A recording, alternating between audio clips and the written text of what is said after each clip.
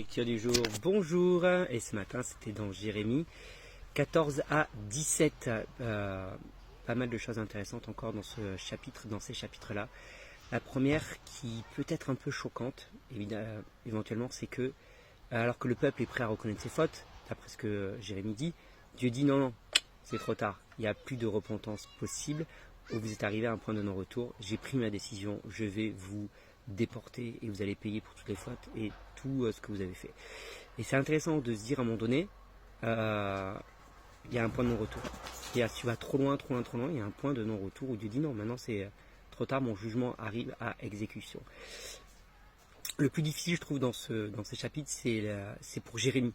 Jérémie, le prophète, lui, comme il dit, mais moi, j'ai rien demandé, et je me retrouve dans une position où personne ne veut de moi, où je me fais rejeter de tous, alors que je ne suis pas assis sur le banc des moqueurs, alors que je n'ai prêté d'argent à personne, alors que je n'ai rien fait de tout cela, je n'ai pas enfreint la loi, et c'est moi qui me fais voir comme un pestiféré, et c'est dur. Et d'ailleurs, c'est pour ça qu'il y a le livre des Lamentations qui va arriver un peu plus tard, parce que c'est une situation difficile pour Jérémie. Dieu lui dit, tu vas pas te marier, tu n'auras pas d'enfant, parce que voilà ce qui va arriver à tous les enfants qui sont nés dans ce pays. Et c'est vraiment une situation compliquée. Mais ce que j'aime toujours avec Dieu, c'est qu'il y a toujours une note d'espoir.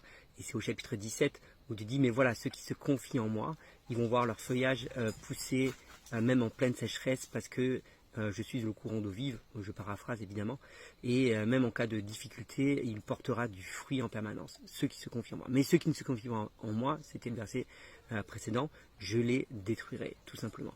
Et c'est une note d'espoir pour Jérémie, mais ça n'empêche pas que la période par laquelle il passe, elle reste difficile, même s'il y a de l'espoir, même si Dieu lui dit, celui qui se confie en moi portera du fruit, le moment où il est lui, ça reste un moment compliqué, un moment difficile.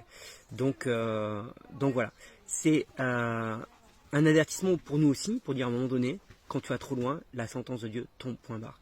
Même si tu te repens, même si tu reviens à lui, n'attends pas que ça soit trop tard, n'attends pas la dernière limite, n'attends pas le dernier moment pour le faire.